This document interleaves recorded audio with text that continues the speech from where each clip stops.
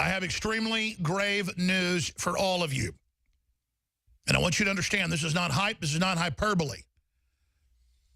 I have a full spectrum analysis of what the EU snuck up to a vote they announced a few days ago, an early snap vote by the unelected EU bureaucracy that is happening tomorrow on Article 13 and Article 11 that were previously in the Trans-Pacific Partnership that Trump pulled out of, that the Electronic Frontier Foundation, even the mainline liberal groups admit, will end internet freedom as we know it.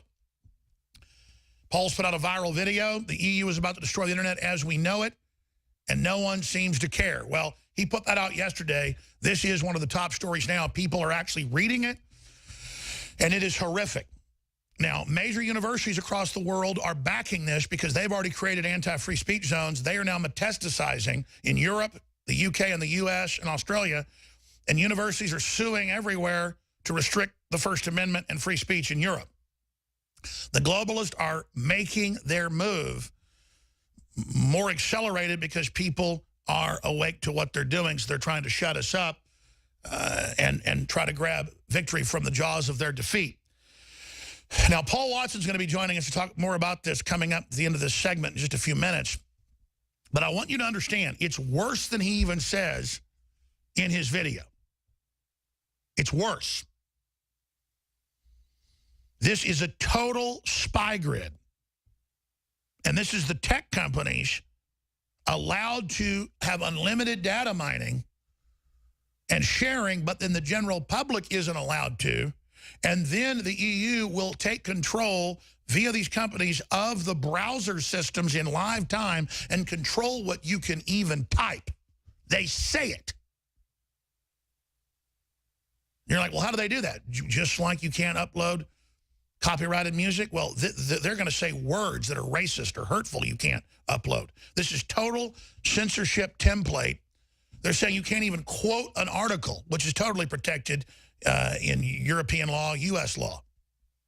They're saying that you can't share memes. It has to go through a program that decides, is it hurtful? Is it hateful? Is it copyright? Is it authorized? And then the computer will decide if it's copyright, not someone proving it in court. They are more scared of memes because machine learning, scanning it and reading it, their AI systems can't understand human humor. And so they're unable to censor memes. They admit this. They're panicking over it. And they don't know what to do because the machines don't get humor. And that's why everybody's been getting past Twitter and the algorithm censorship by being sarcastic, how they love Hillary, how they love censorship. Oh, how great it is that Muslims stab some more people. This is mainstream news. If you're tuning in on the radio, this is Motherboard. This is the LA Times. This is Metro. This is the left finally gets it because it's going to be Joe Rogan. And it's going to be other people that are popular across the board that aren't controlled by the system that are the target. But they're the people staying on the fence during all this censorship because they think, oh, it's just the libertarians, the right-wingers that are getting censored. And then they're the real target, the PewDiePies.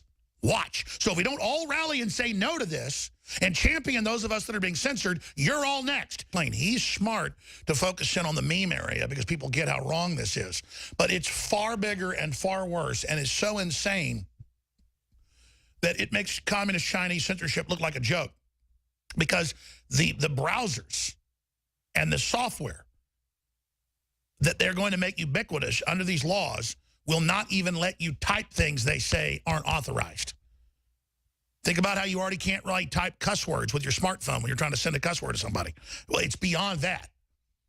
It's beyond that. It's total control, and it's run by Soros.